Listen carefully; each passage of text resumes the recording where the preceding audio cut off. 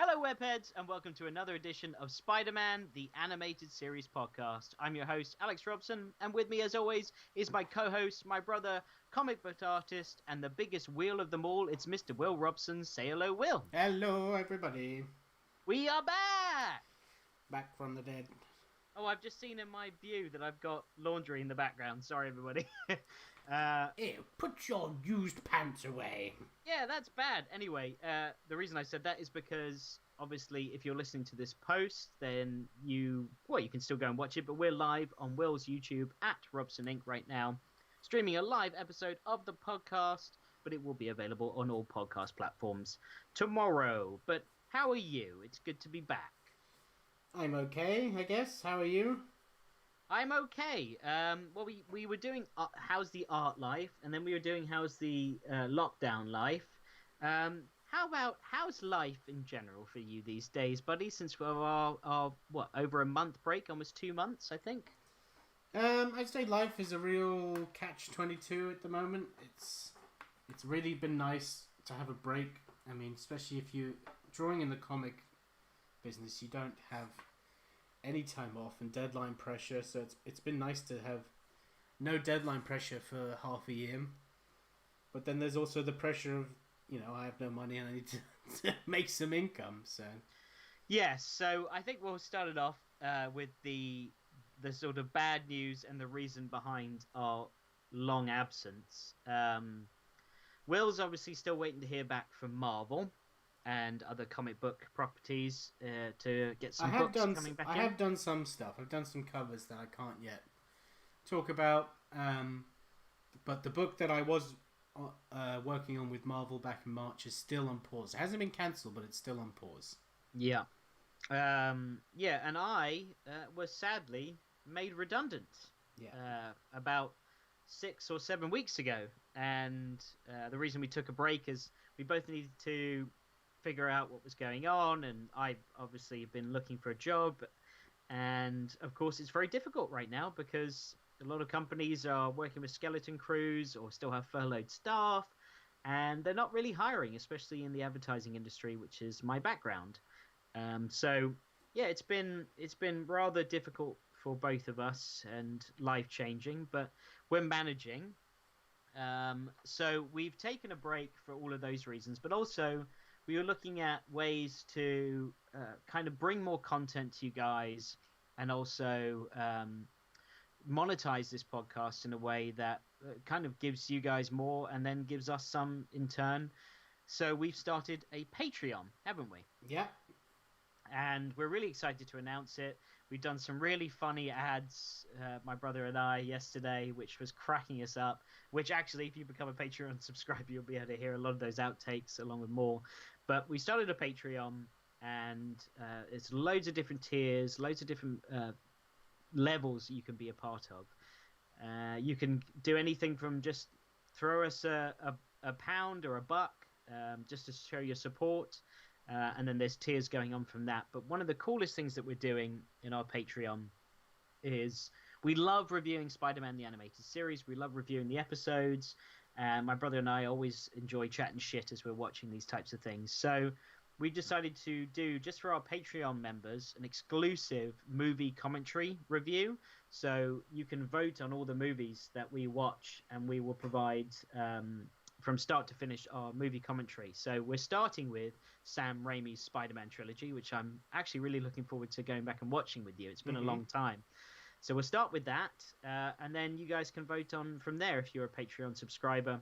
Along with, you get outtakes, you'll be able to ask our celebrity guests questions, you'll be able to be a guest on the podcast. There's all types of really cool incentives, and I won't need to go too much into it because I know our ads will definitely explain it better than I'm doing now.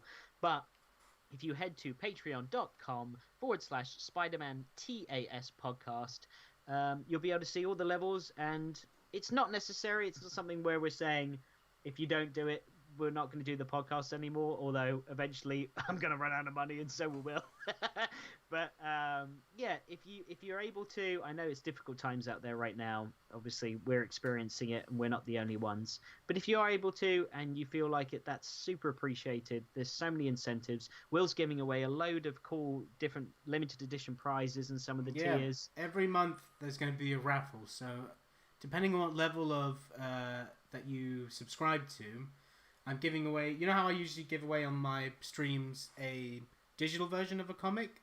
Mm-hmm. I'll be giving a physical signed version away every single month. So if you become a Patreon subscriber at a certain level, you get automatically entered into a raffle that lets you win one of those. But every single month there will be a super secret prize, which I'll announce. And the first month's is a baby Spawn action figure. Yeah. So this month, which is the first month of us doing this, you get a chance to win one of these. I will sign the box. It comes all in the package. This is just a loose one.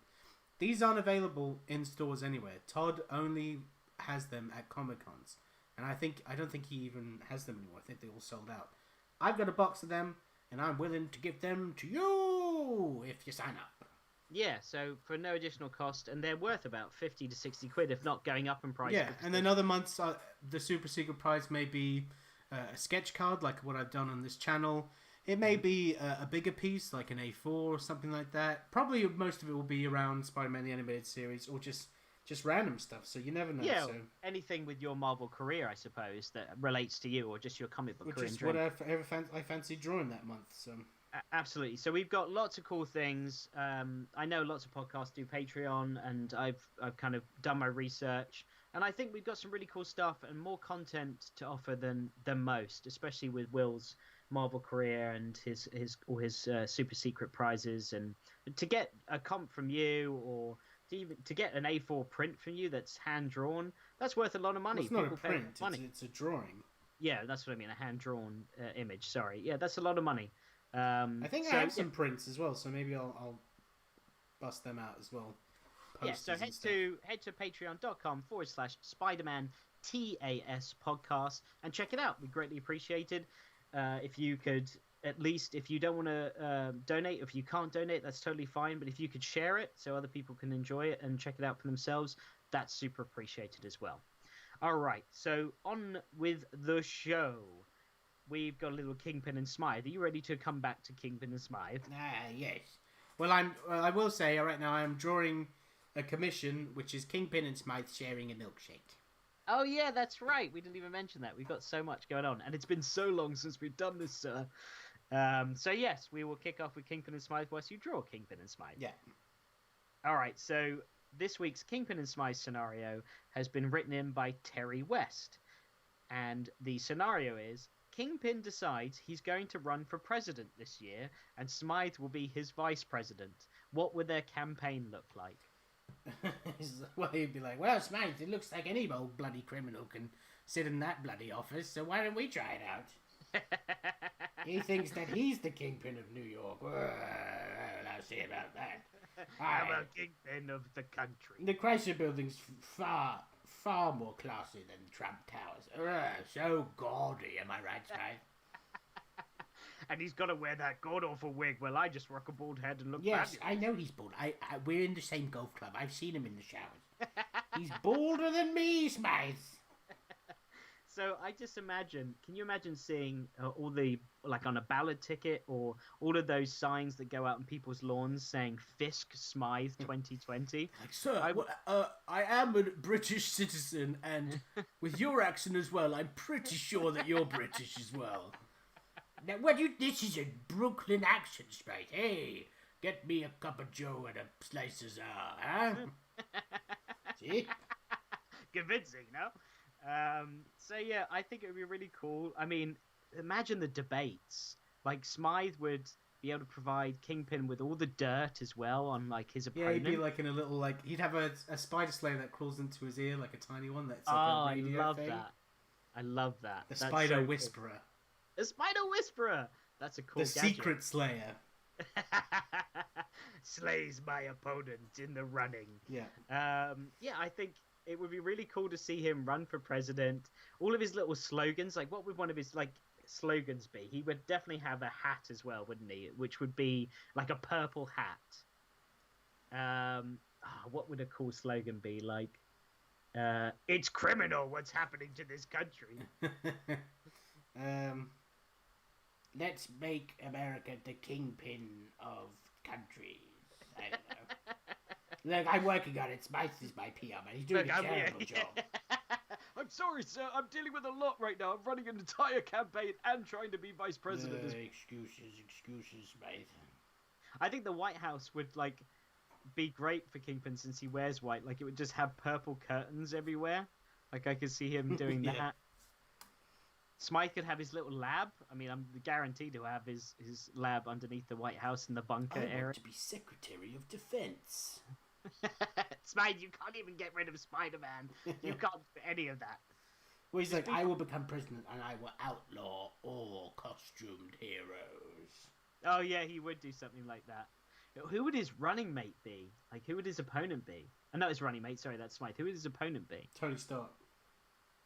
Oh, I like that. Tony Stark. He can't run this country. He can't even run himself. He's such a drunk.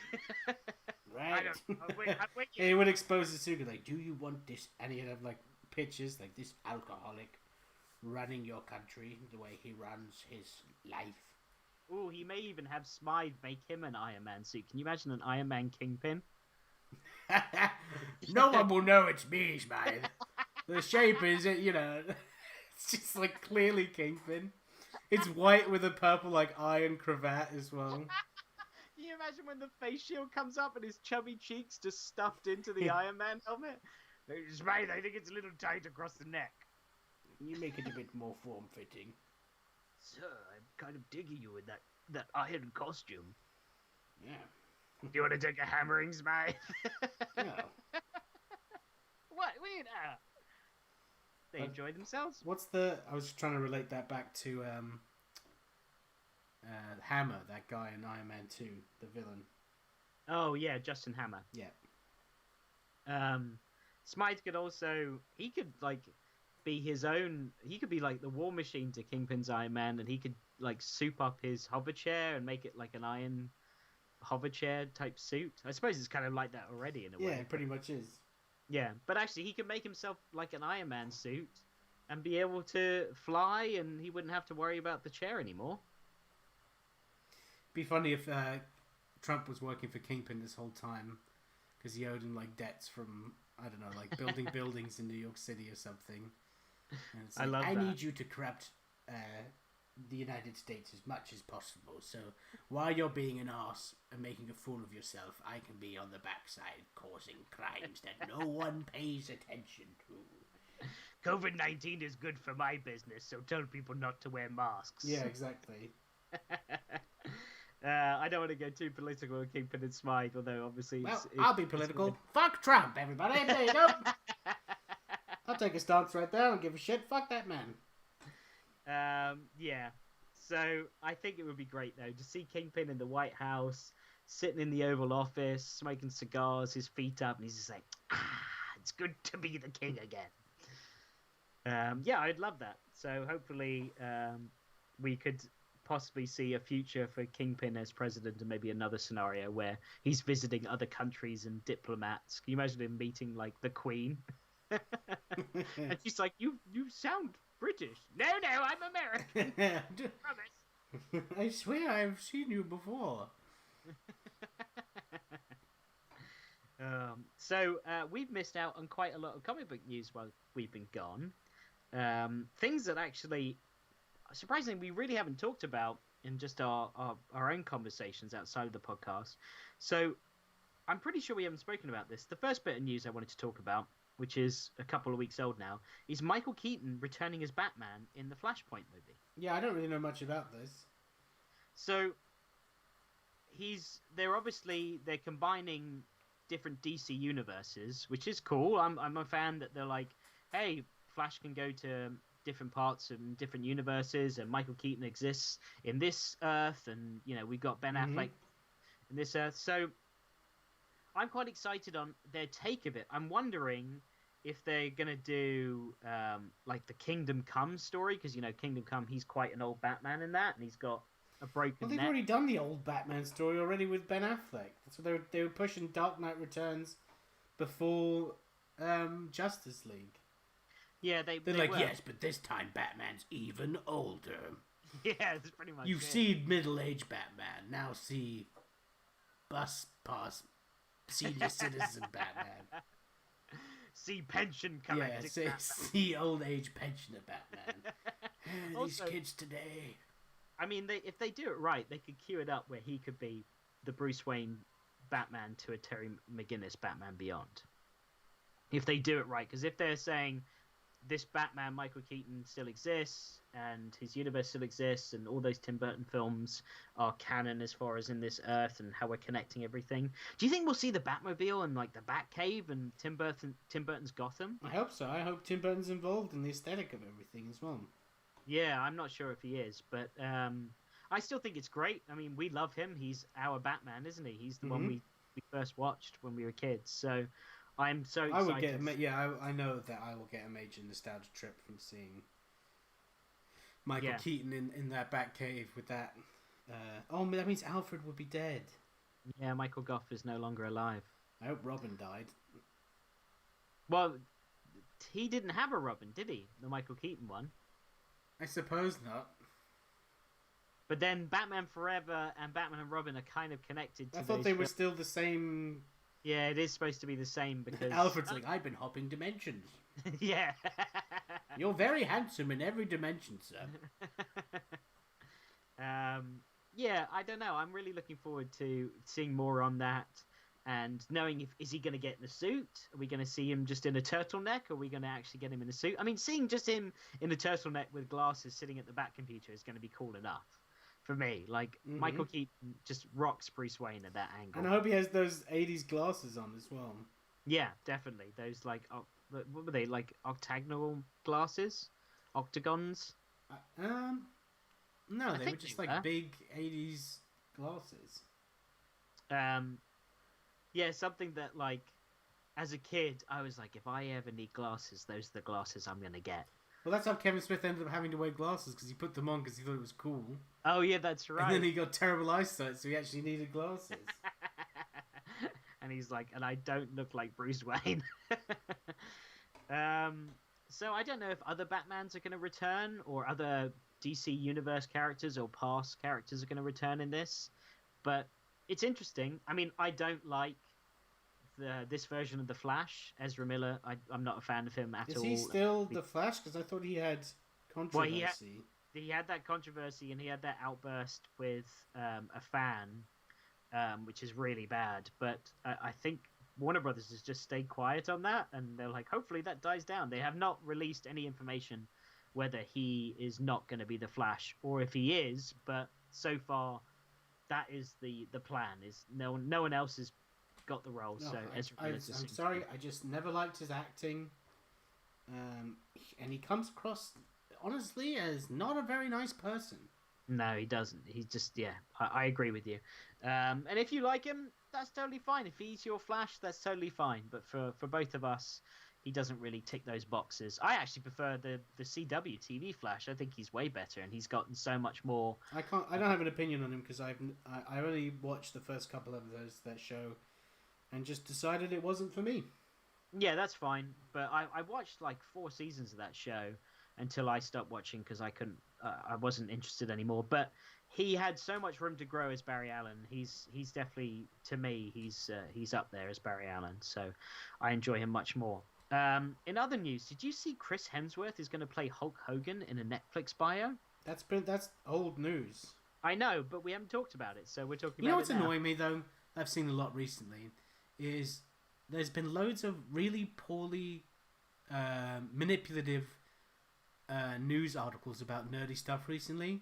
That's actually kind of getting like on my tits a bit. Because I saw it recently being like, here's an image of Dave Bautista as Bane in the new Batman movie. And I'm like, is he really playing Bane? Because that's my top choice. It's just some dude on Instagram that like put a Photoshop together. Oh yeah. And all the people in the comments are like talking about how it's legit. And then the same thing happened with freaking Hulk Hogan, and what's his name? The guy's playing him. Chris Hemsworth. Someone photoshopped an old picture of him when he was a lot more like skinny ripped. And there was just like this whole... I read this morning. It got me angry, and I don't even know why. Just all these people being like, this looks terrible. Like, it looks really cheap, the costume. He's just not ripped enough to play the Hogan. Like, this is awful. And I want to be like, why can't people just fucking read the article and realize it's not true? Like, I hate people that take that face value and are like, oh, there he is. That's him. That looks like crap. I have an opinion now. Oh! That's the internet. That's exactly what the internet is. It drives me nuts. Yeah. We've got some comments. We've got Scott Holly said, never been happier to see two hairy men in my life. Apparently we're hairy men. I'm not so hairy anymore. I've got a trim of beards. My beard's quite long right now. Yeah, I buzz my head. So I buzz my head. My apartment. We've got people. You've got the typical person being a troll saying, "Will, why are you drawing a self-portrait? I hate that guy. He's horrible." Self-portrait. And he's not American enough because Hemsworth is Australian. We got some troll action in the chat. It's fine. Look, I don't mind trolling. I thought it could be very funny. I just don't like people discussing things. One, that they know what they're talking about, because that drives me nuts. There's been a lot of... I'm going on a rant here, I guess. But you are. I should have a jingle. There's been a lot of comic book news recently that I've seen about certain things, where people really are talking about, like, they know the ins and outs of stuff. And I'm obviously not going to get into it because I'm talking about stuff that I can't talk about. And just the way people talk, where they're like, oh, I don't know, it just drives me nuts. It's like, I'm going to stop. You need a drink at this point. I do. And a fag. And a fag. And that's cigarette for anyone that doesn't know what we're talking about. Alright, another news that's rather recent. Jurassic Park. They're coming out with an animated show on Netflix called Camp Yeah, you Cretaceous. showed me the trailer. It's definitely not for me, but if it's aimed towards kids, which I assume it is, because it's Disney and DreamWorks, right? Yes. And I assume that it's just a story of another family that was there. No, it's Universal, so it's just DreamWorks, not Disney. Right. And I assume it's just about another family that was there during the events of Jurassic World. I don't know how it is, because it's called Camp Cretaceous, so it's like a camp. So is this post-Jurassic World? It must be, because if it was before Jurassic World, then all the dinosaurs got loose when there's loads of kids running around, and they weren't like, you know what, we should probably not keep the park going. They're like, just lock them up and keep it going. Maybe it's got to happen. I assume that it's happening during the events of Jurassic World, because there's the I saw the Indigo Raptor, whatever it's called, and they show clips of the kids like having fun, like the park is open, and they show the Indigo Raptor escape. So I think it's just a tack on other story of here's another group of survivors that survives that. Which is fine, but it's very heavily aimed towards kids. The Indigo Raptor didn't come until the second one, which is after the event. So you're talking about the Indominus Rex is what I think you're talking about, right? The big one that can go invisible. Yes, that's what I'm talking about. Yeah, the Indominus Rex. Okay. Yeah. You know what? But I love Jurassic Park. I love the dinosaurs. I liked Jurassic World. I thought it was a good time. I know, and I was watching this trailer and I was like, God. And also the CG, I've got to say, it looks like sort of basic level CG. Like the characters look. Yeah, really... I will say I was not impressed by the animation. No. But then I heard the T-Rex roar and I saw a raptor and I was like, you know what? I would watch this because I'll give it a go cool. if I'm bored one day and there's nothing else on. But I won't seek it out. I'm not a major Jurassic Park fan, but when it's good, I like it. Yeah. But look, if it's for a kid's audience, that's totally fine. Look, those movies were for us as kids, and I don't think parents really show them that until they're a bit older now, because it shows people getting eaten alive by dinosaurs. Like we're the generation where we had toys like RoboCop advertised to us, and the opening scene of RoboCop is a guy getting all his limbs blown off. Like that's our generation, right? Yeah. Like we would have had Exorcist toys if we could, where our head spun around on our shoulders and be like, "Hey kids, go watch the movie." Like that's just. And all the Terminator toys we had as well. It's ridiculous. So we grew up in a very violent kids generation. It's the 90s. We love it. This one is very less that, which is totally fine.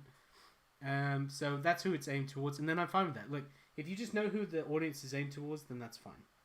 Yeah, I agree. I'm excited to see the next Jurassic World film, especially because, spoilers if you haven't seen it, but the dinosaurs are now on the mainland and not in the island anymore, and I'm really interested to see where they take that. Yeah, I'll give this cartoon a go, I think, but as long as it's not like really kiddie and childish. I think it will be. If it is, then it's obviously not aimed at me, which is totally fine. But any Jurassic Park content that's out there, it's just that T-Rex roar, man, or that raptor noise. Whenever I hear either one of those, I'm in. I'm so intrigued. Like over this whole lockdown period, I know I've told you this, but I've been doing a lot of audiobooks just around the house to keep myself busy, so I'm not just sitting around. And I can say I've read. I've obviously, it's been narrated to me, but I've read Jurassic Park, I've read Jaws, I've read a load of Ian Fleming, James Bonds I've never read, and it's been great. And Jurassic Park, especially as a book, if you've never read it and liked Jurassic Park the film, read it, because they're so, I mean, it takes a while for them to get to the island, I will admit that, but once they're on there are so many scenes where you're like, wow, this in the film, I can see why they didn't do it, because it just would have been too many action set pieces. But there's some great T-Rex scenes, some great Velociraptor scenes, things that when I was listening to it, I was like, this is like, yeah, I can really dig this. So if you haven't read it, wow, if you haven't read it, go and read it.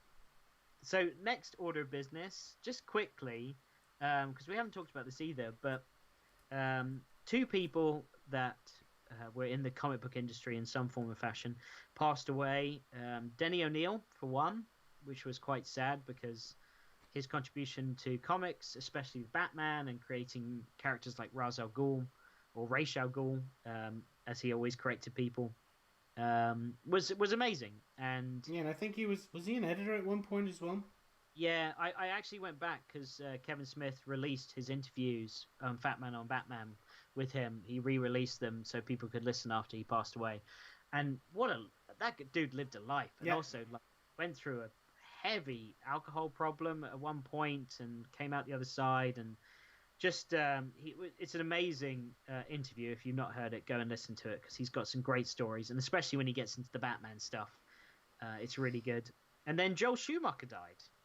Oh, you know what? I completely forgot about that. Director of Batman Forever and Batman and Robin, along with loads of other films. Lost Boys, right? Lost Boys, yeah. Just the list goes on. But obviously, Batman Forever and Batman and Robin, for me, a highlight, because I grew up with those as well, and they were way more aimed at. You loved Batman Forever as a kid. I did, and you watched it every single day. This episode we're reviewing, because we're reviewing Rocket Racer today from Spider-Man the Animated Series.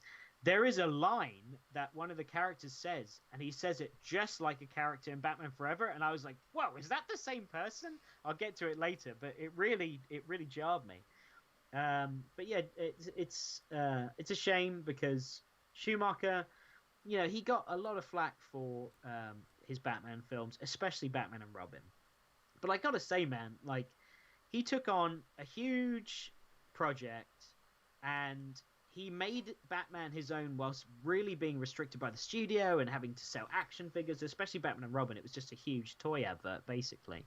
But Batman Forever, there's a lot of great stuff in there. And apparently there is a uncut or a director's cut version of Batman Forever out there that includes a lot more, like an extra 25 minutes of footage that revolves mainly around Bruce Wayne dealing with the trauma of losing his parents, and the bat you remember the bat in the darkness flying towards him? Mm-hmm. There's a cutscene of... I saw an image of Batman standing in front of almost like a man bat. Yeah, it looked like Man Bat. And I was like, oh, if they ever did Man Bat, that's what they need to do. That thing looks intense. But yeah, I would love to see that, and I don't know. I think it's just rumors for now, but there is a debate on whether they're going to release this uncut version of Batman Forever, because why not?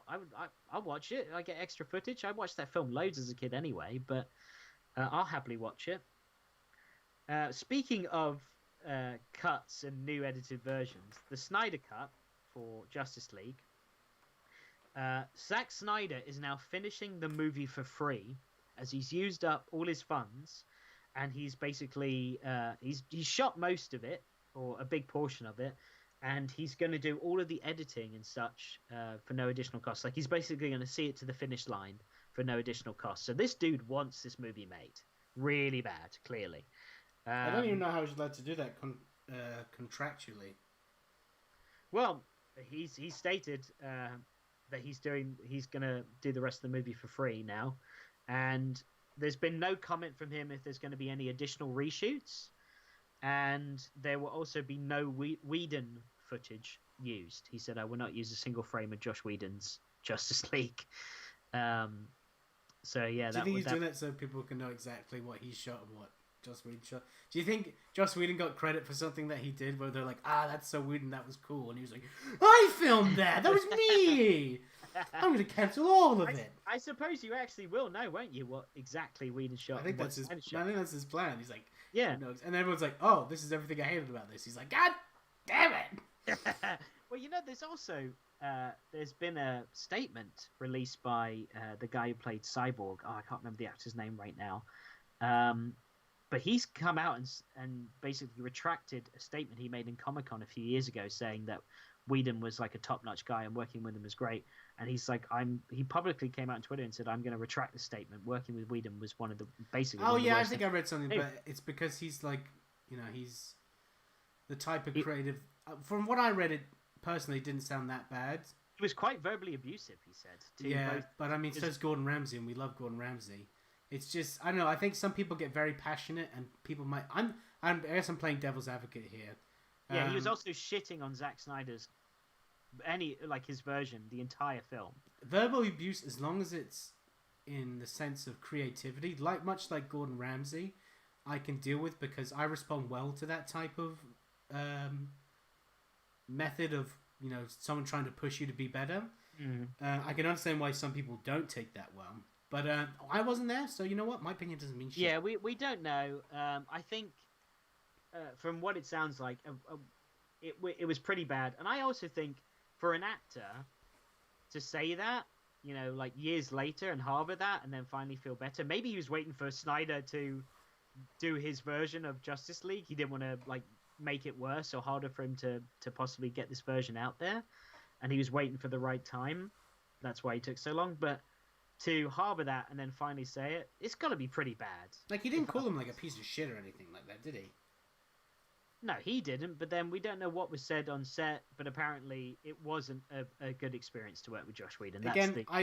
No one listened to my opinion. I wasn't there. I don't know what happened. This is the whole thing I was talking about before. Is I hate people like us. It's fine to discuss it. I hate people like us. No. It's fine to discuss it, but don't be like, that's it. That's what happened. That's exactly what happened. And I'm being a hypocrite right now because I had to stop myself from doing that because I hate that because we don't know, we weren't there, so we should all shut up. Yeah, I was just reporting on it and just think it's quite surprising that he's come out and said that after so many years and and what was said basically, and just reporting on that. Have you seen? There's a new. I'm intrigued by this, and I know you hate the DC animated films, and I'm not saying they're great. I've watched a lot of the Batman ones. They're okay. I mean, they changed the whole... I wouldn't say I hate them, I just choose not to see them. They changed the whole Hush storyline, which really pissed me off, and made Hush the Riddler at the end, and I was like, what? No, but yeah, they are doing Batman, A Death in the Family as the next animated film, so obviously the death of Jason Todd by the hands of the Joker. But like the comic book, you remember when readers could vote on if Robin lives or dies? They're doing that for the movie? They're doing it for the movie. So it's kind of like choose your own story. So they're animating the different versions, I think. It's a very smart idea. It's a very smart idea. And I was like, you know what? Think about that Black Mirror film where it's like choose your own story. Mm-hmm. They're doing that with Batman for this animated film and Death in the Family. I was like, that's a genius idea. So I'm intrigued enough to watch it just so I can be like, die, Robin! Die, and then maybe I'm like, oh yeah, okay, live, see what happens, because they'll do a continuation. Oh, so is it going to be the actual choose your adventure, or are fans getting a chance to vote to get the official ending? I think they get a chance to. They're voting on choose your own story for the ending, or it is the definitive ending. They haven't really been clear on that, but they've got does Robin live or die, and that's part of their whole marketing campaign behind this film. I don't know if you'll see beyond that. if you get to watch the different versions or if they're just doing one. That obviously, if that's been announced, I've missed that. But that's part of their whole marketing campaign. I think that's really cool. Yeah. And the last couple bits of news before we dive into this review, we've got Miles Morales video game. That's still on track, although I remember you saying I'm pretty sure it's an add-on to the original game. Yeah, it seems like now it's officially definitely a separate game. It's definitely a separate game. However, they still haven't definitively said that it is. It might be that they're using the exact same engine and storyline for the Spider-Man game, but they're just using Miles instead. Which I'm totally fine with. I mean, it's a great engine. Yeah, but I mean, there's some of the similar storylines as well. I'm not sure, but I'm looking forward to seeing more on that game. Look, I'll play it. That game was... I didn't like the story of that game. Yeah, just wasn't for me personally. I really just hated running around as Mary Jane. I was like, I just want to be Spider-Man. And Mary Jane in that was literally Lois Lane, not Mary Jane. It was Lois Lane, a news reporter trying to get the scoop. Which, if that was in the Superman game and I was sneaking around as Lois Lane, I'd be like, great, because this is what the character is. I'm absolutely fine with that. God, that'd be so cool to do that in a Superman game. It would be. And be Clark Kent on a case too, and use your Superman powers like incognito type. Yeah. It's so difficult to make a Superman game that you need a huge world to be able to fly around in. But that all being said, gameplay of that game absolutely incredible. It's the closest you can feel to being Spider-Man. The other day I was thinking like, I need to bust it out because I really fancy being Spidey. Yeah. I'm looking forward to this Miles game, and I like Miles' story.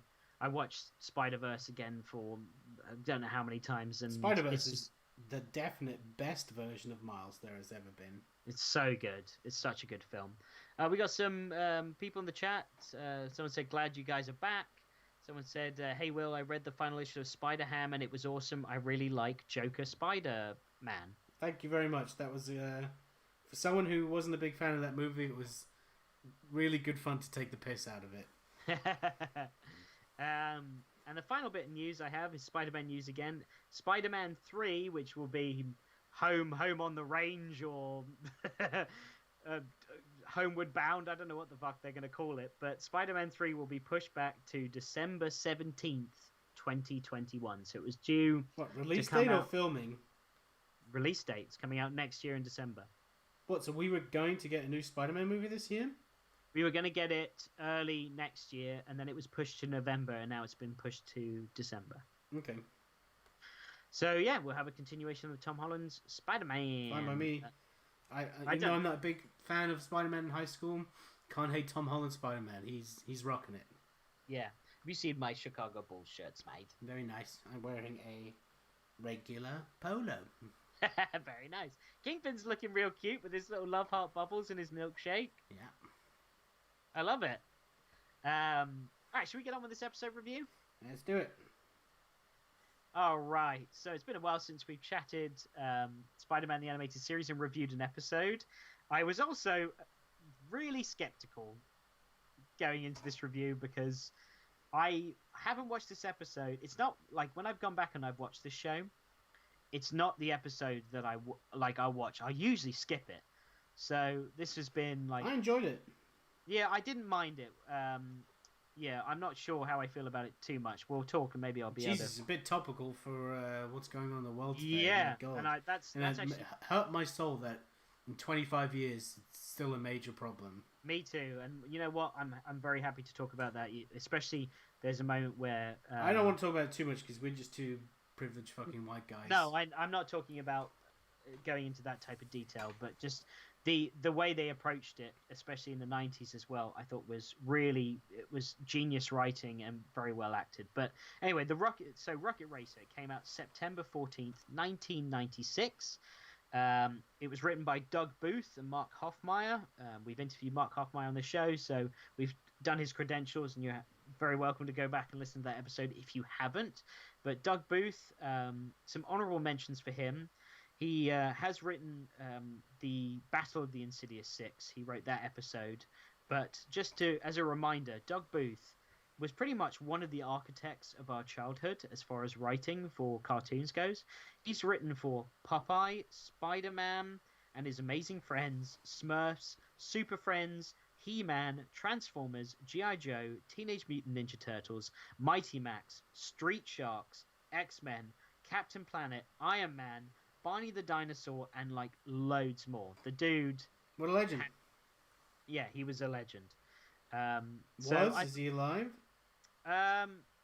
It was unclear from my research. So I'm not sure, so I'll just cover my basis. But yeah, we've got voice actors Christopher Daniel Barnes as Peter Parker and Spider-Man, Jennifer Hale as Felicia Hardy, Michael Des Barres as Jackson Wheel, Billy Pop Atmore as Rocket Racer, and it says Billy Pop Atmore as Rocket Racer, but his also name is Robert, so I'm surprised they didn't have that in the creds. But Thelma Hopkins as Mrs. Farrell, his mum, and Mark Hamill as Jason Phillips. Did you hear Mark Hamill a lot? I did. I heard a little. I was like, oh, that's got to be Hamill in there. Yeah. Just so you know, this episode is loosely based on The Amazing Spider-Man number 172 that came out in 1977, and The Amazing Spider-Man 182 to 183, which came out in 1978. In both issues, Spider-Man faces Rocket Racer and Big Wheel. Right. So they took from the comics and combined them for this one episode. Another bit of information, this episode and the Spot episode are considered to be the two worst episodes of this animated series. The fans do not like either of these episodes. I honestly didn't think this was too bad. I didn't think so either, and we've got people in the comments right now. I went into it thinking like this is going to be crap. We got people saying this is a classic episode for me, so it's liked by some. I thought it was going to be crap as well, which is why I think I liked it more. And especially because I hadn't seen it, I think, since I was maybe like 15. It's been many years since I watched this one because I always used to skip over it. Now, usually when we have people in the animated series, I was going to ask you, but I decided I want to see if you think this is a better angle. Usually when we have new people show up in this show, we cast them in the Marvel Cinematic Universe, right? And obviously Rocket Racer and Big Wheel are two characters that are not in the MCU that just showed up in the animated series. But I had an idea. What if, and I think this would be quite cool, you know Spider-Man's friend Ned, who likes to be the guy in the chair? Yeah. What if he becomes Big Wheel? Why would he be Big Wheel? Because he's the guy in the chair, and he's in the chair in Big Wheel, and That's your only connection to do it, because you're like he could steal Tony Stark's tech and make the Big Wheel. I think that would be cool. I like. For me, I was like, I'd watch that as a little side character. There's another big guy in a chair. His name's Kingpin. That'd be quite the twist. The Big Wheel just moves really slowly. I am the biggest of wheels. Who is this wheel that is saying they're so big? So I mean. Okay, that was my take. I won't ask you and put you on the spot, but if you have any ideas of who you would cast as Big Wheel or Rocket Racer, shout them out later. Big Wheel, I don't care. He's quite a chuck-away villain, to be honest. He's a big chuck-away. His motives, like, are just like, I'm a villain and I'm going to steal stuff because I'm smart. He was the weakest part of this episode. Yep, he was. Rocket Racer was extremely interesting. Yes, he was. I really like that character. I don't know too many young African-American actors. Let me try and have a think. Real quick. Get your favourite Michael B. Jordan in there? No, well, his character was very similar in a sense. Yeah. But he's too old for that role. Of course he's too old. He has to be a teenager. Yeah. I don't know. I don't watch too much stuff that has like teenagers in it, to be honest. Yeah, I have to do more research. That's fine. So, what if... Jaden Smith. That's not a bad shout, I guess. It's not. Like, it's not a bad shout. We've got a question. What if Ned was an evil Skrull? What, so he's just been a Skrull, like a sleeper agent with... It's quite the commitment. It is quite the commitment. Yeah, it's not a bad shout-out. We've got someone saying, hey, Robson Bros, looking sharp tonight. Smiley face with some sunglasses on. Who's that? You'll see later. Is it my wife? No. Oh, okay.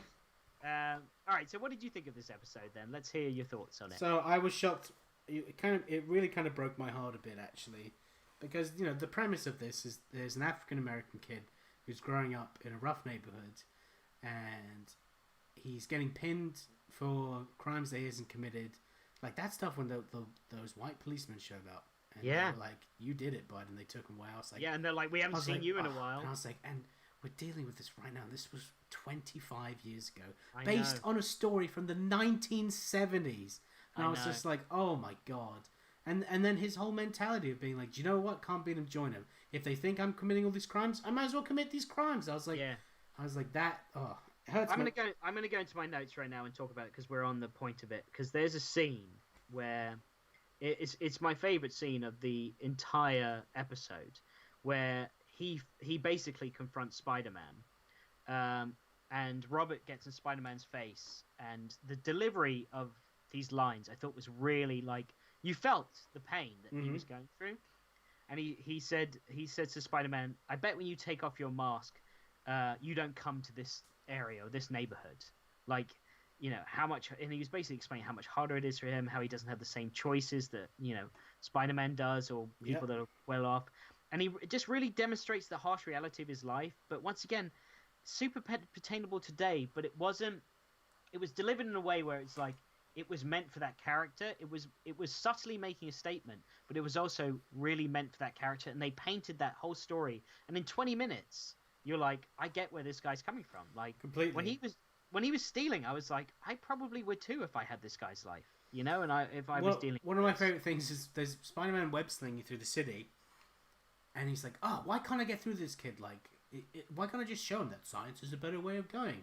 I was like, mate, this is what white privilege is. He has no idea the struggles that this kid goes through on a daily basis. He can't just focus his life on science when he's got good people and bad people all thinking that he's a... Oh, anyway, I'm not going to... This is the one I didn't want to get too political with this episode, but it touched me in the soul of this episode, and that's why I was like, this is not a bad episode. No, it's not a bad episode. And, like, his mum is dying, and that's the... she's really sick, they say, so that's why, part of the reason the main reason he changed his life. But he's a good dude, and he's a good character, and honestly, after watching this episode, I was like, I want to see more Rocket Racer, actually. Yeah, me too. Where this kid goes. And I was like, this character would work so well today. Yeah, it would. All right, so let's get in the review. So this episode picks up right where we left off on the last Except for the skateboarding aspect. I can get behind Rocket Racer with everything. And I've recently got back into like watching skate videos and stuff like that. But when he's just like, oh yeah, that was totally radical, all the stuff, I was like, ah. Also, he's an excellent skateboarder, and I was like, have you not tried going pro? Because that. Well, I don't think in the early 90s there was professional skateboarders. Yeah, but it was. There were. What?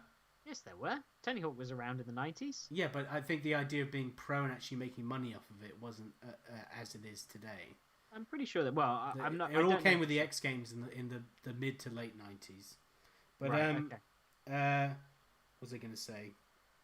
It's the dude ollied over a whole man. Thank you. I saw that, and I hope you did. He literally just going down the street, saw a dude, and he's like, "Sorry," and ollies probably 7 feet in the air. Yeah. And just hops over him. I was like, "What was that?" So okay, we then instantly, after Spider-Man kisses Felicia, we see where we left off from the last episode.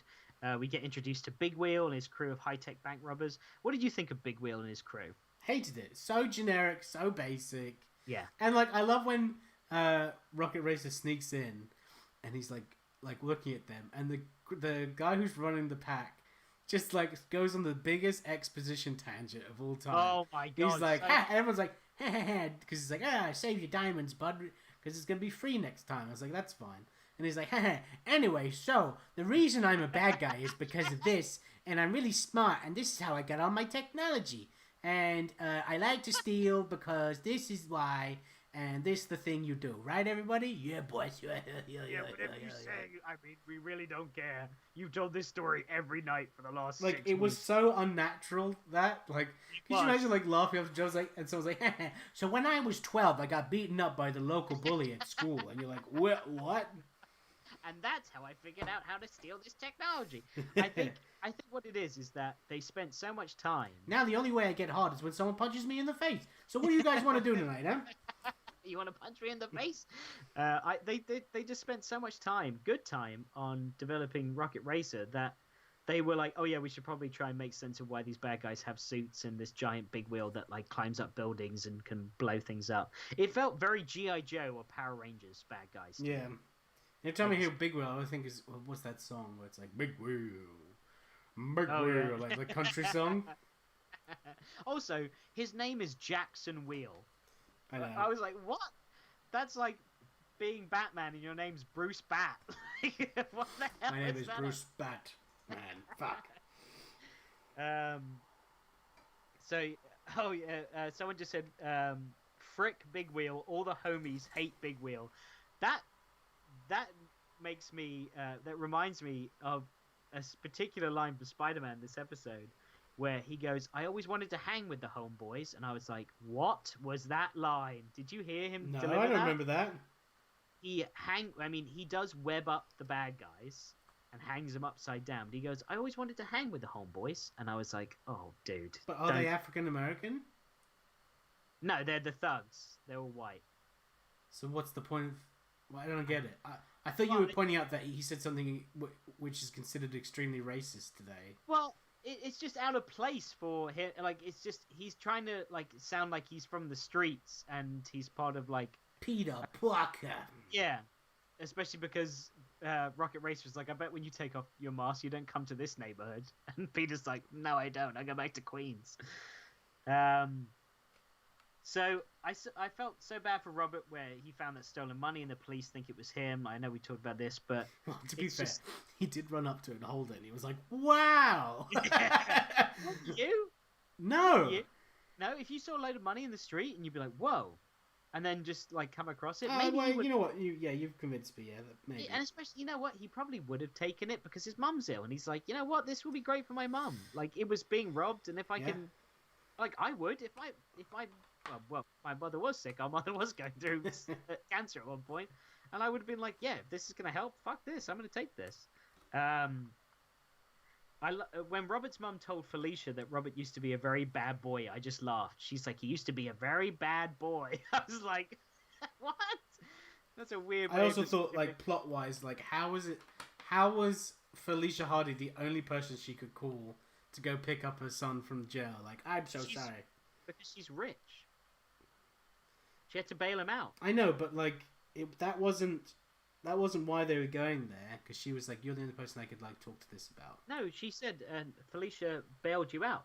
She said. I know that, but her intention going there was just her to have someone there with her when she went to went there. I mean, also that's just showing like white privilege at its utmost, isn't it? Like, and then later on, Felicia's driving around in a Ferrari. I was like, "Oh my god!" No, I mean she just comes from a rich family. That's not white privilege. It is privilege. It's privilege, but not white privilege.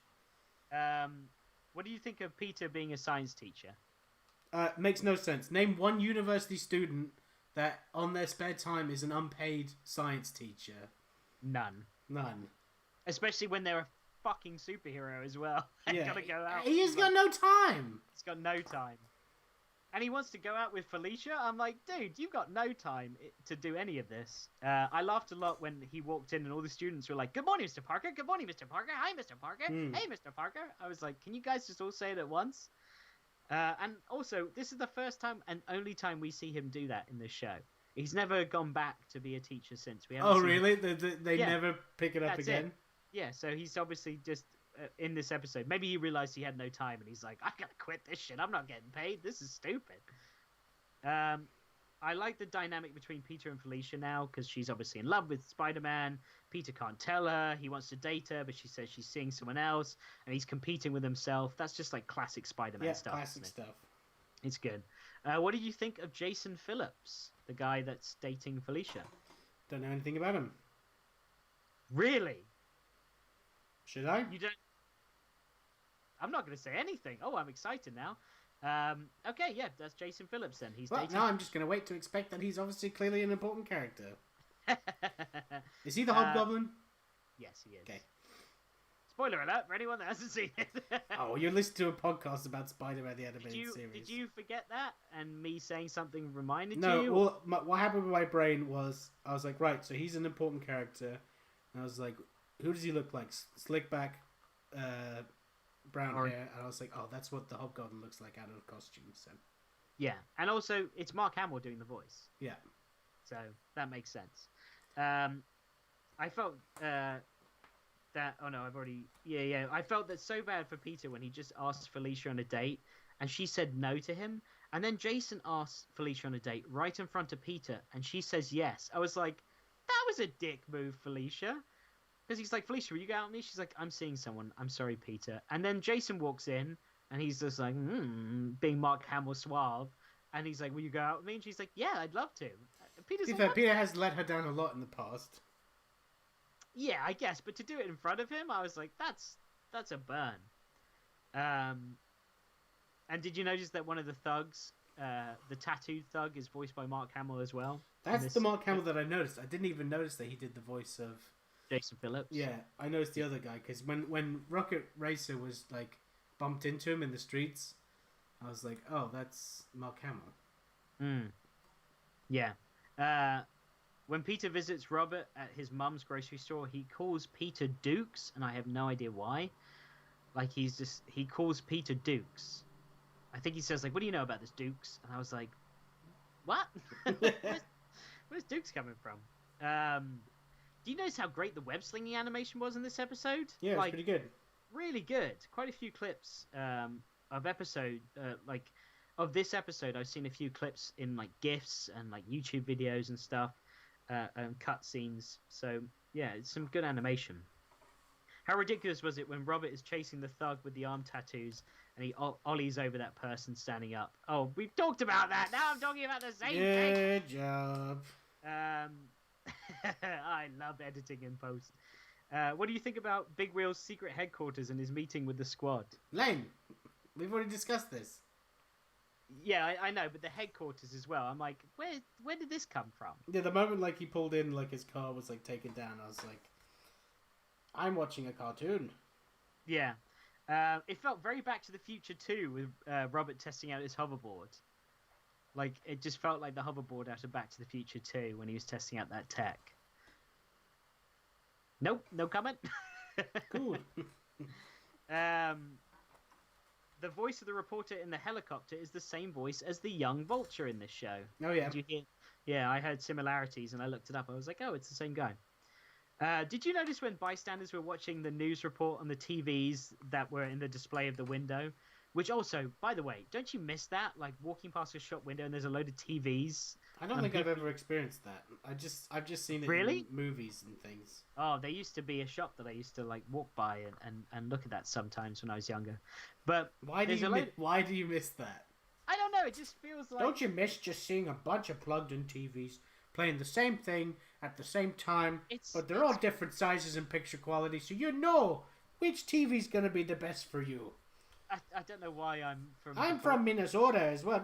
Don't you miss Minnesota? With all those stores with those TVs in the window. Oh, it was a candy farm for someone like me.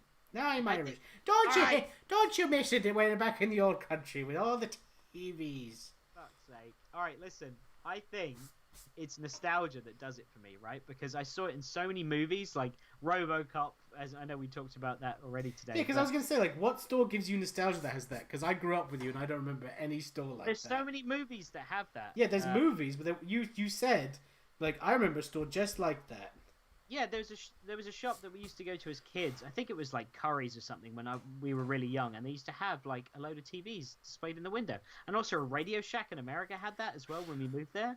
So fuck you, buddy. I don't remember that at all. I remember them just being big, like warehouse type places. But anyway, so all these bystanders are watching these TVs in the window, and Spider-Man is sitting on the ledge right above them, like 3 feet above them.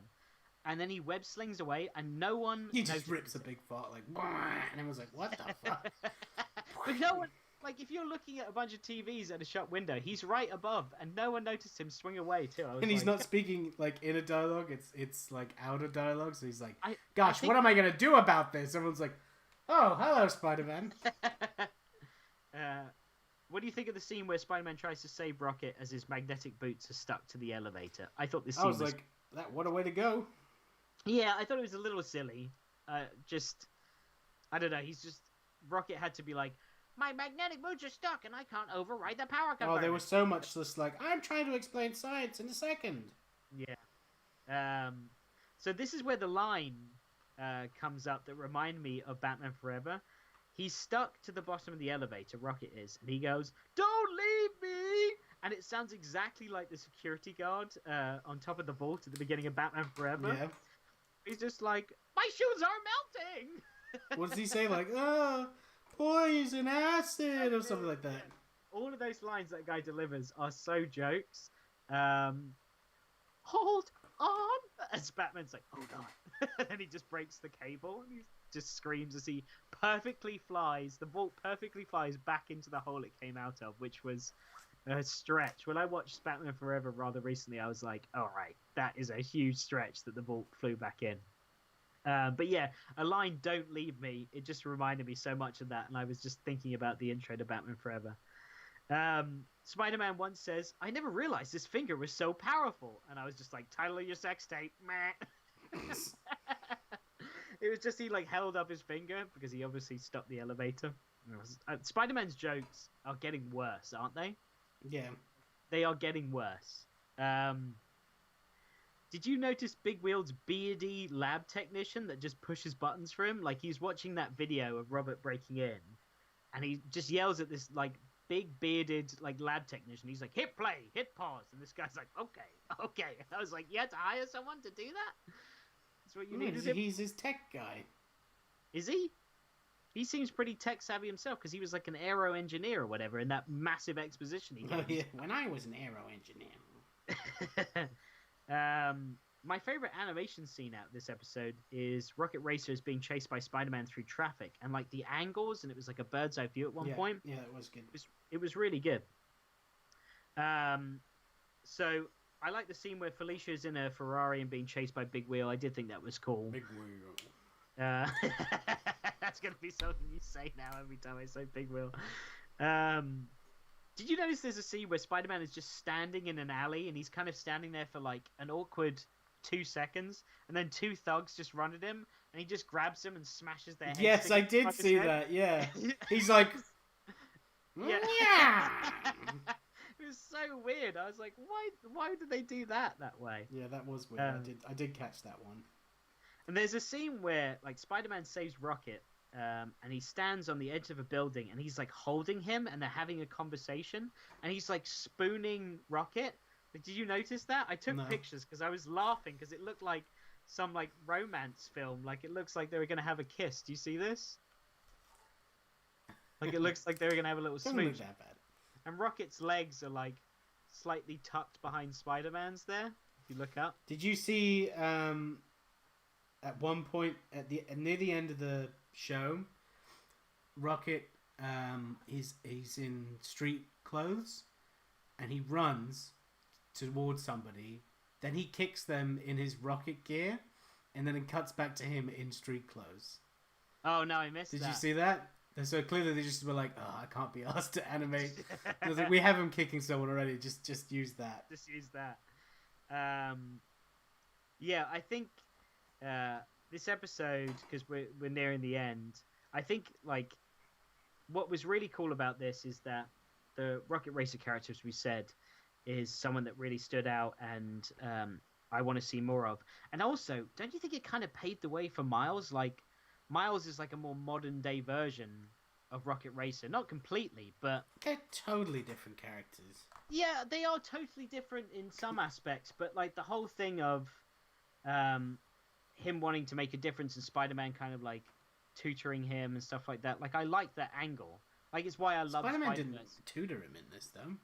Well, okay, he didn't really tutor him, I suppose. Not he like was like a, but there was like a sidekick version to Spider-Man in this at one point, right? Like they took down Big Wheel together. They just teamed up. That's all. Yeah, I just liked. I don't see any connection to Miles whatsoever. I liked how he was kind of like a sidekick to Spider-Man at one point, and just like helping out and taking down Big Wheel, and like I used my. He's like, look at that, my idea worked, and you know, and then they took down all the thugs at the end. Together, and he's like back in street clothes and just like on his normal skateboard, and I was like, I don't think you're gonna last too long. One thing I noticed was, so he was on the front of a newspaper, right, being caught for the crime he didn't commit. Yeah. And the thugs see that newspaper and they're like, hey, that's that kid. He's the Rocket Racer, which they're seeing on the news. That's how they make the connection. They see the Rocket Racer on TV. Then they look at the front line head paper that shows the kid, and they make the connection that way. How could no one else make that connection? I don't know. That kid would be arrested immediately. If the thugs would be like, front page of newspaper is that kid. Whoa. How is everyone else just not? Are they all just extremely racist or something? I don't know. Maybe. So yeah, towards the end of the episode, we get Jason and Felicia finishing their date, and Spider-Man realizes he has to let her go and says goodbye as he web swings away. And he does make a really weird kissing noise when he does it too. He's like, yeah, goodbye, Felicia. And he does that. I was like, oh, that's weird. And that is the end of the episode. And surprisingly, I didn't think that I was going to enjoy this. And I really did. Like, as we said, Rocket Racer. I didn't love it, but it wasn't. I went into it preparing like, well, this is going to be crap, and it wasn't. Yeah. Well, we knew it was not liked. I mean, I definitely did, that it's not been a fan favorite. And I can see, I mean, Big Wheel is what lets this episode down. The character and his whole gang, Big Wheel, is just lame.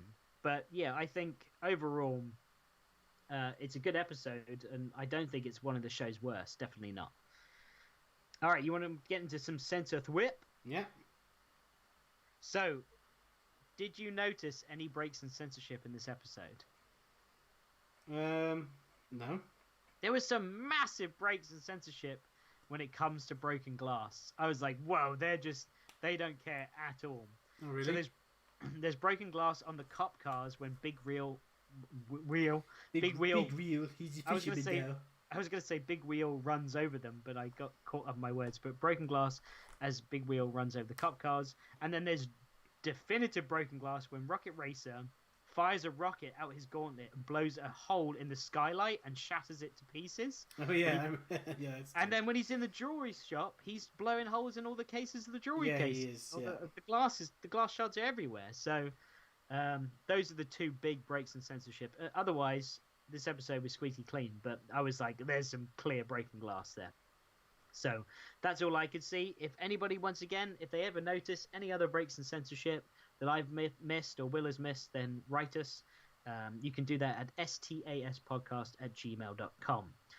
But also, if you enjoy this podcast, please be sure to come visit us on Facebook, Instagram, and Twitter by keyword searching Spider-Man, the Animated Series Podcast, where you can get up-to-date news and also send in your Kingpin and Smythe scenarios there.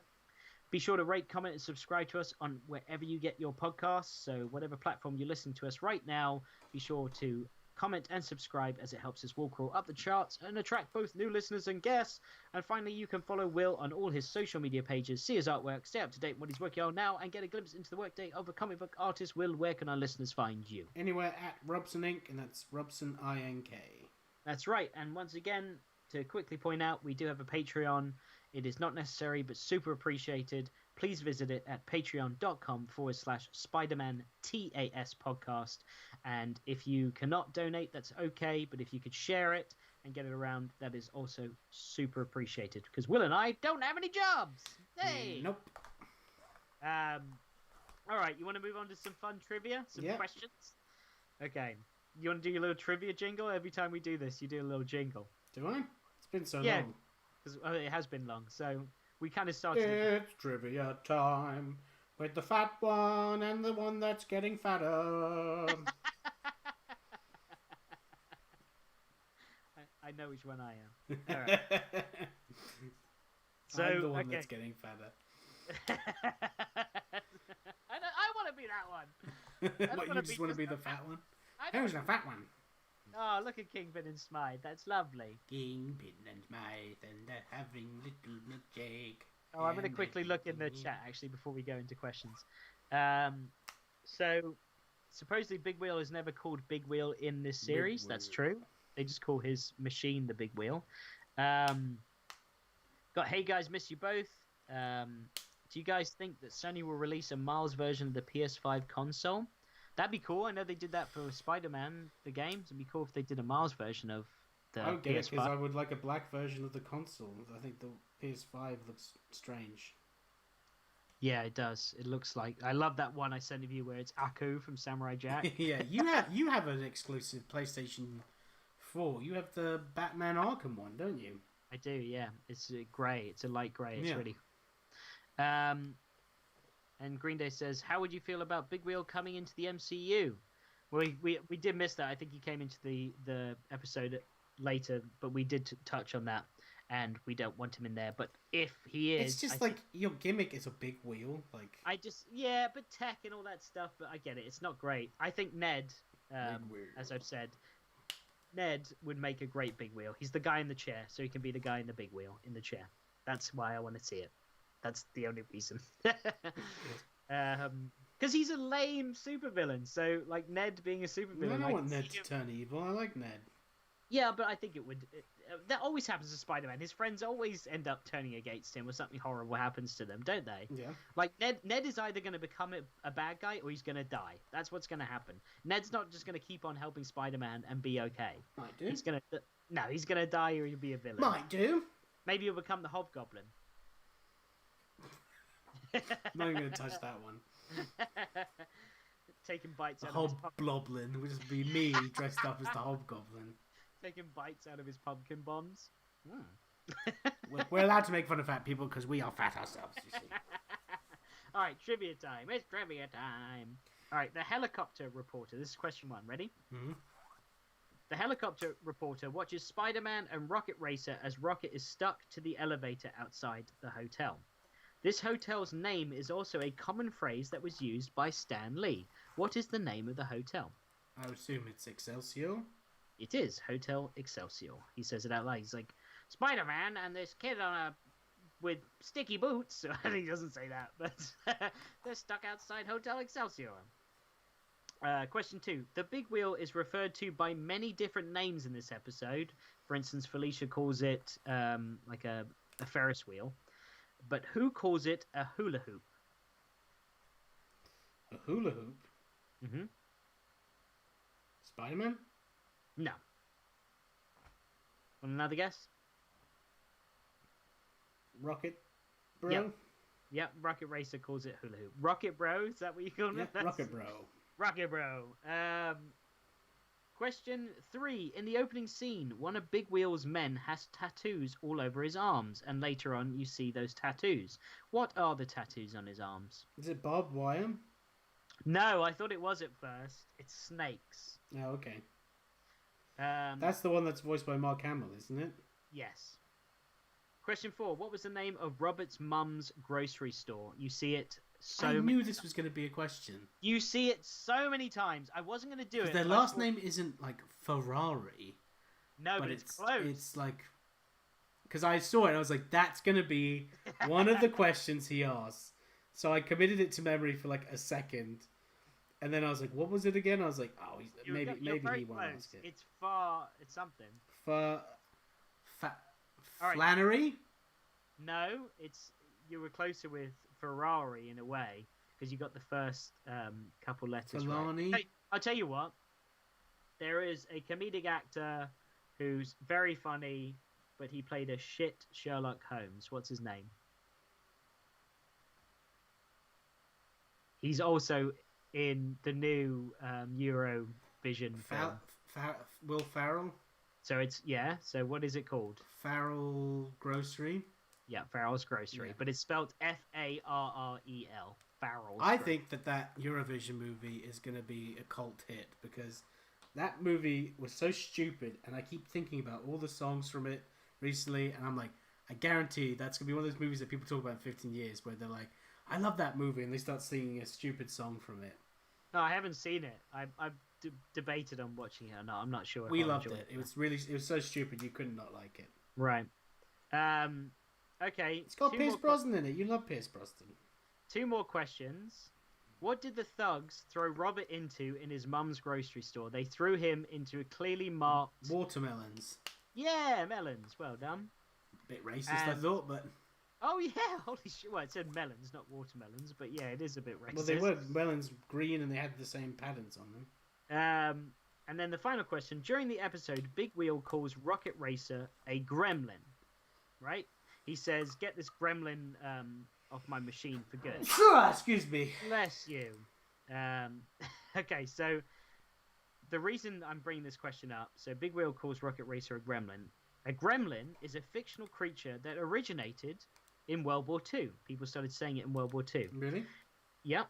Can you guess what vehicle it was that soldiers believed gremlins would sabotage?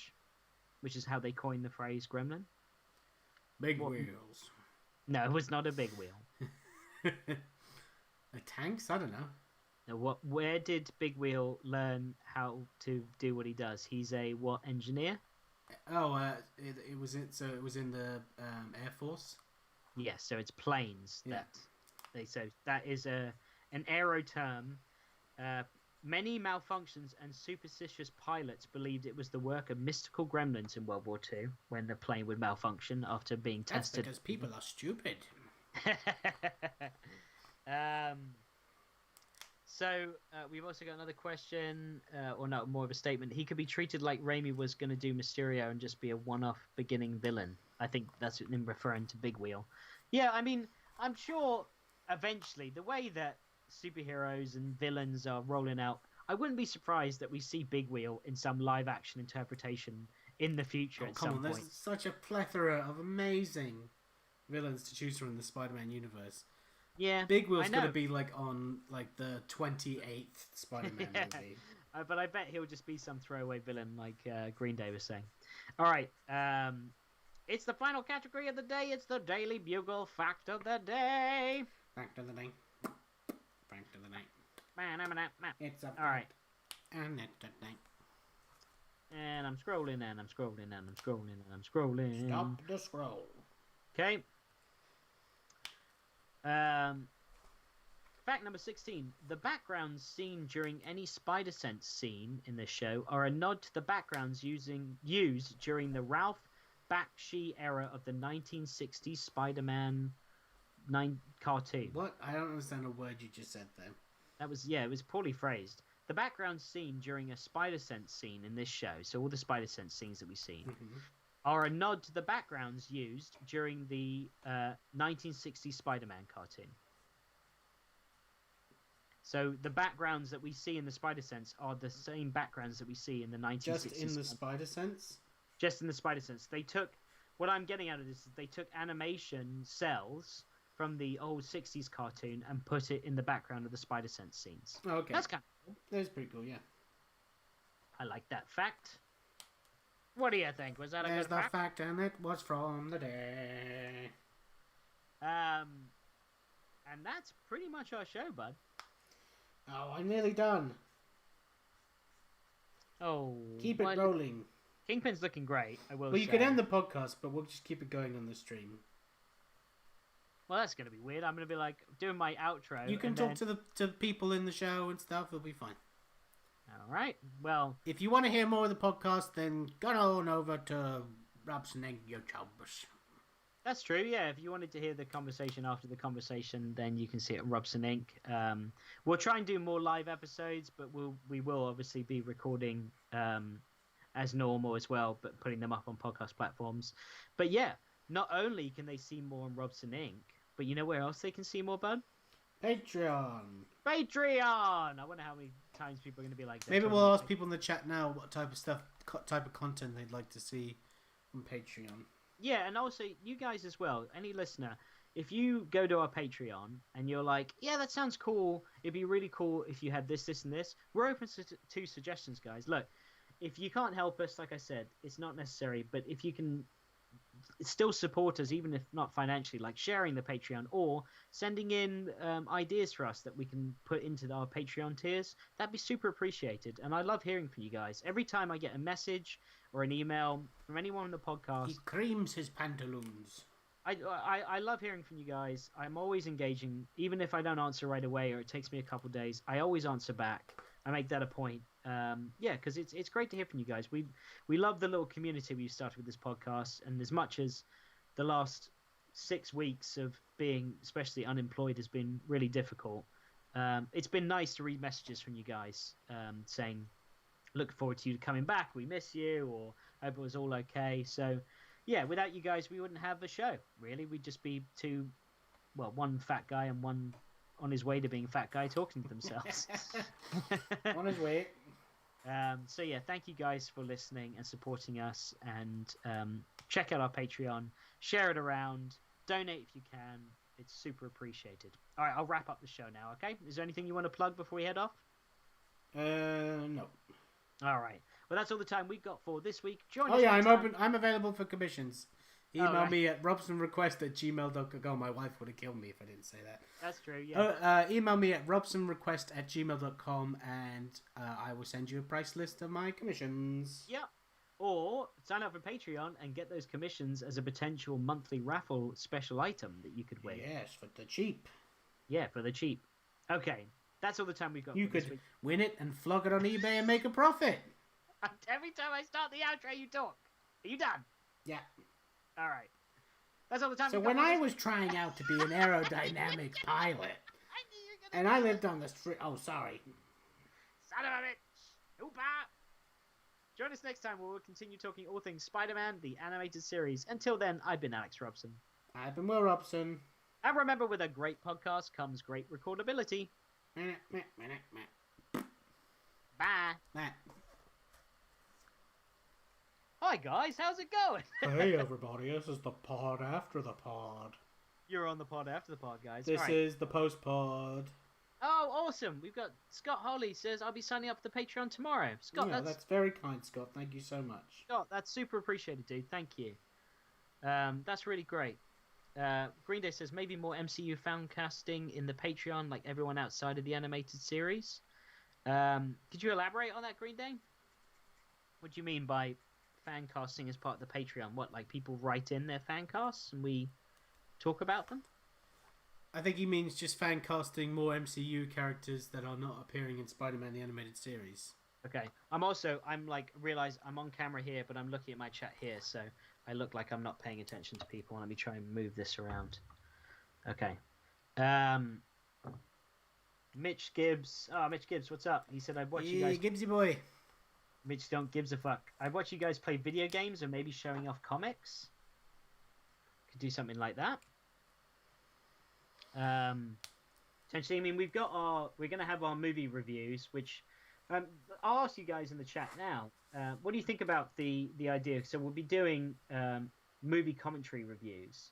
So we'll be doing 2 a month. So anyone that subscribes to our Patreon, well, first tier, it doesn't count, but any tier above that, will get 2 uncut commentary reviews. We're going to start with Sam Raimi's Spider-Man trilogy, and then we're going to go from there. And you guys can vote on what we watch, and we'll just basically stick the movie on. We'll have it on mute, and we'll have subtitles so we can read. And we're just going to comment and run through the whole movie. So it will be like you could watch the movie and listen to us comment, or you could just listen to us talk about the movie as we watch it. We're not going to be silent and just watch the film. We'll be talking the whole time. Green Day says, have you guys thought about doing a monthly raffle to be a guest on the show? There is a chance to be a guest on the show in one of the tiers.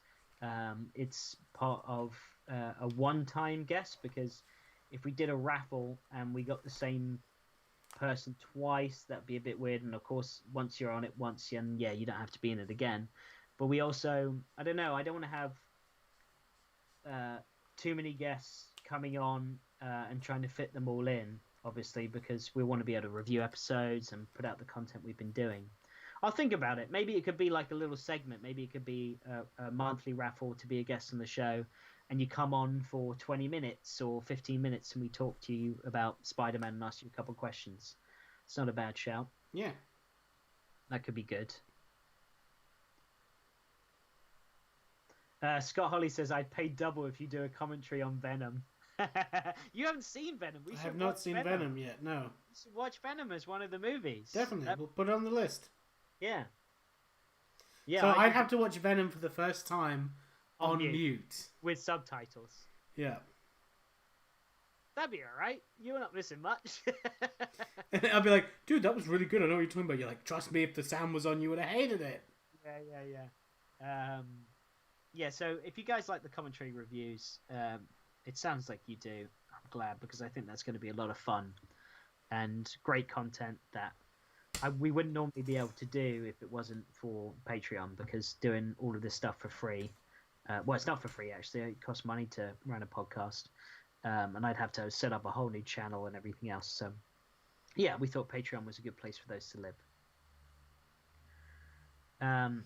Yeah, well, I mean, if people are interested on our Patreon, we could bring back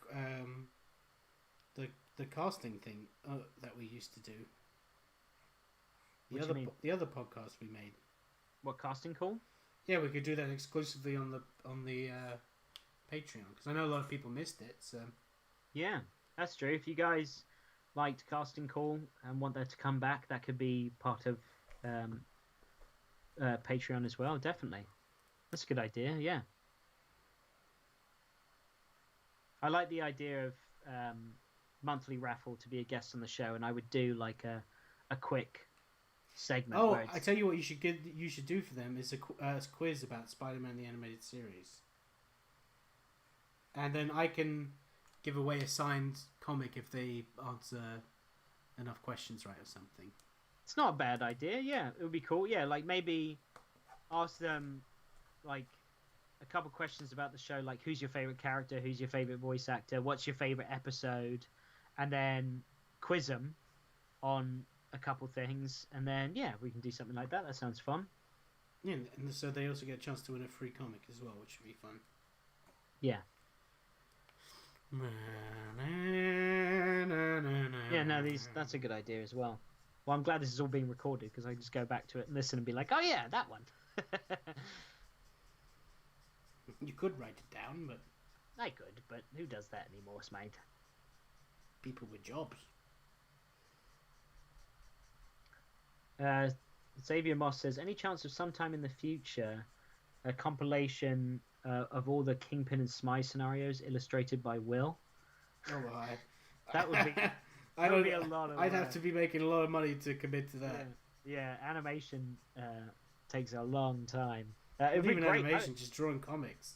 I would love, Xavier, every time we do our Kingpin and Smythe scenarios, I know other podcasts have done this, like the Ricky Gervais show did it with animated episodes. Kevin Smith has done it as well. I would love our Kingpin and Smythe scenarios to be animated. I also don't think we do, because we're using characters that we don't know. The copyright claims would be insane. Yeah. But that was one of the reasons when I was thinking about doing, like, could I find an animator and like hire an animator to do these Kingpin and Smythe scenarios, but the copyright wouldn't let me do it. Green Day, or they try to stump you guys with a random Spidey fact. Yeah, I mean, we're not... Oh, that's interesting that the person brings on a fact for us. Yeah, that'd be cool, like a question for us. I mean, and if they stump us, then they win the comic. That's good. I like that. Well, they'll stump you easily. You don't remember shit about. Well, there we go. Then they can ask it to me. They'll be like, "Who's Jason Phillips?" You're like, "I don't know. Who is Jason Phillips?" Scott Harley says, "Find someone who looks at you like Kingpin looks at his milkshake." He's not looking at milkshake. He's looking at Smythe. I know, but he's loving that milkshake. What milkshake are they sharing? What flavor is that? It's up to you to decide. I only put whipped cream on the top. It looks a bit minty chocolate chip in the lighting, but I think that's just the lighting. No, it's just the lighting, probably. Look at Smythe. Oh, that mullet. That's great, dude. I love that. So yeah, I mean, like, commissions like this could be part of the monthly raffle. You know what I mean? Like, there won't be every single month he'll be drawing something like this, but he'll be giving away a Spawn figure. He'll be giving away a sketch card. He'll be giving away an original piece of art like this, something like that. I thought has a lot of value, because they ain't cheap. Nope. So if you get those plus all the other things, we thought that was pretty worthwhile. Yeah, I don't want to keep on going on about Patreon, but yeah, we're just trying to keep this podcast going, and also make some money and see if it takes flight a little, because we've got a big following over the years we've been doing this, and I've really enjoyed doing this podcast. If I don't have to try and find a job, and this podcast and maybe another podcast or something, maybe if that takes off and revenue starts coming in, that would be the dream, guys, to be honest with you. And right now it really helped me, because in a couple months I ain't going to be able to afford my rent. So that's the scary part. Don't beg on the internet. That's true. I'm fine, guys, don't worry. I'm totally fine. You're not the only one struggling, mate. Check your privilege. No, I know that, and as I said, we're not the only ones, so I get it. Xavier Moss says it's a cookies and crime milkshake. Oh my god. Yeah, they're sharing a cup of crime. Their shop. Oh yeah, their coffee shop. Have a cup of crime. It's vegan. My wife says that all the time now. It's vegan. She goes, "Ooh, it's vegan." Green Day says, "Pissed I missed most of the live stream. Hope you guys have been doing well with everything going on." Cheers, Green Day. Thank you very much, Green Day. Yeah, dude. It's always a pleasure to have you on, and yeah, you can go back and watch it. I mean, obviously, your interaction is great when you can join us. You can watch it, or I'll put this episode up tomorrow anyway on all of our podcast platforms. So yeah, we'll be doing that. Look at little Kingpin and Smythe. They're so cute. So. And thanks for your suggestions, guys, on Patreon and that other stuff. I'll definitely do the be a guest on the show monthly raffle. I like that idea. We want to make it as fun as possible. Like and you guys are the ones like that potentially would subscribe, so that's important to us. Yeah, that one. I would love to, answering Mitch's question in detail, I'd love to play a video game and have that as extra content, or maybe showing off. I would love to do that too, but we need to get like a Elgato capture thing so people can see what we're playing. Yeah, I mean, we do stream games together, don't we? We play Star Wars and basketball and all that other stuff. Yes, but you need the right capture software to capture it. Yeah, that's true. Yeah, it would be difficult to do something like that. So we could play like the old arcade Spider-Man game, which is good fun. Yeah, movie reviews definitely, and we can do other reviews as well. I mean, we'll start with movies and do movie commentary, but there can be other things that we review and comment on, and can bring in besides Spider-Man the Animated Series or movies. Hell, we could watch some Batman the Animated Series episode, maybe a two-parter, and that's 40 minutes. Watch like the Two-Face Part 1 and 2, or the Clayface Part 1 and 2. Lots of faces. But yeah, we can definitely bring loads of cool things like that to the table and send that to you guys. Yep, I'm just wrapping up. It looks good. Thanks, bud. Smythe's got a very buff, manly chest, doesn't he? Well, I was looking at him in the because I used some reference just to refresh my memory of what he looks like. And Smythe is pretty jacked. Yeah, he is. Yeah, he's got some pecs. Yeah, I was like, man, that dude, he works out. Yeah, and Kingpin is those two little lines make it so much more of a bulge. That's tight, that jacket now. I love it. Yes, he's bolstering out. So that's a recent commission that's been on my list. Let me put my signature on it. Let's put it up here. I'm sorry for everyone who's just watching my face looking to the side, but I've got the stream over to the left, so yeah, it looks good, man. I dig it. Just a bit of fun. I wasn't going to go. I mean, the guy who ordered this, he didn't have much money for it, so and it was supposed to be on Sketchcards, but I figured I'd just do it on a bigger piece because. Oh, that's really cool. Yeah, I thought it'd be nice. Grinder says he's got to be jacked to take care of his kingy bingy. That's right, kingy bingy. Oh, mate, this is a very nice night we're having. Yes, sir, I'm very much enjoying this milkshake. It's made with love. And lots of fat and cream. Yes. Well, and I sugar. know you like that, sir. Yes, that's right. I'm going insane now. Just being like, I was talking to myself. Hello, sir. Scott Holly says, hope the Patreon goes well for you lads. One of the only podcasts I get excited for when you announce that. Oh, thank you very much. Cheers, dude. Really appreciate that. And Mitch Gibbs says, some role-playing of other characters besides Kingpin and Smythe can be funny. Or only OGs remember Gilbert Lee. Oh my god, Gilbert Lee. I'm Gilbert Lee. Gilbert Gottfried Stanley's horrible child. And I invented Tony Stark. I was wasted off of Jack Daniels Blue Label. And I was like, wouldn't it be great if one of my characters was as wasted as me all the time?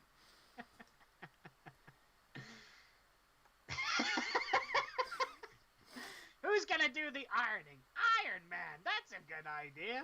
I'm Gilbert Lee. Oh, God. My wife's a whore. Joni. No! Not Joni, she's a saint. I know. It would have to be the opposite version. What's like the female version of Gilbert Godfrey? Fran Drescher from like the Nanny or whatever. Oh, That what the... show. Yeah, that is the female version of Gilbert Godfrey. Stop talking about all these comic book characters you made, Stan. I want to go shopping. Yeah, our impressions, to answer your question, Rich Gibbs, we actually tried to do more characters. So we did some Patreon ads yesterday, which, by the way, guys, was fucking hysterical. We were laughing so much, especially when you were like, I've got shit I need to get rid of. Sign up, and I'll give it to you. Yeah, I need to clear up my garage. So sign up, and once a month you can clear my garage out slowly. Oh, that was so funny. But we tried doing impressions of other characters, because we did a Kingpin and Smythe Patreon ad, which was pretty funny, and that will probably be in the episode tomorrow. And then we were like, what other characters did we do? And we tried doing them, and it just like it broke down instantly, didn't it? Well, like, I did a Rhino one that I thought was pretty good. Oh, I forgot about the Rhino one. Yeah, I was like, I sign up for the Patreon. It's God, I forgot the link. I forgot the link. Oh, jeez. You know what? I'm gonna look for that after we finish the stream because I forgot about that one. I'll edit that. I did probably like 10 takes as Kingpin, being like, "Hey, sign up for the podcast, mate." I got one good one of that one, which is like a short one. But yeah, do you get one where at the end I was like, "Do what must be done"? I think I did. I mean, that is the Emperor, not Kingpin. You know that, right? Oh yeah. You kept on doing it. I was like, that's not a Kingpin line. That's an Emperor line. It is an Emperor. They're quite similar the way they speak. They are quite similar. Good, Smythe. Now you will die. Help me, Smythe. Kill this. Just Kingpin in like in the dressing gown with the hood up, walking around talking like to baby crime. Say goodbye, my little green friend. I'm afraid that this spider sailor is fully armed and operational. I'm afraid that they'll be quite too late. I love all of that. I love when we play Battlefront and Emperor says, oh no, it's Luke who says, your overconfidence is your weakness, and I go, your fate and your friends is yours. Yeah. That's why I say do it. That's from playing Star Wars, because every time I kill someone as the Emperor, I either do the emoji where he's like, good, now you will die, or I love just going, do what must be done. Like I sometimes I watch you like slashing like two people. I'm just like, no, what must be done? Or just going, good. You're like, can you help me? I'm like, oh yes, sorry. Yes. Into the impressions verse segment of the Patreon. That's pretty good. It'd be good if we was playing Star Wars when we're kicking butt. Yeah, it would be good. Alright, I think it's time to go. I agree. Thanks, guys, for sticking around and watching this live. Anybody who's watching this after live, obviously you watched the whole episode. If you stuck around for this pretty, like, intimate chit-chat, then hi. Otherwise. Yeah. No, it's been good. So we'll roll out this episode tomorrow and look forward to seeing you guys more. Oh, also, we're going to be doing weekly episodes, or at least try to attempt to do weekly episodes of the podcast now. So there'll be more content more often, which will be good. Yeah. Cool. All right, bud. All right, everybody. Have a good rest of your day / night, wherever you are. Stay safe. And king those pins. Kisses. I turned my mic off. I meant to say goodbye.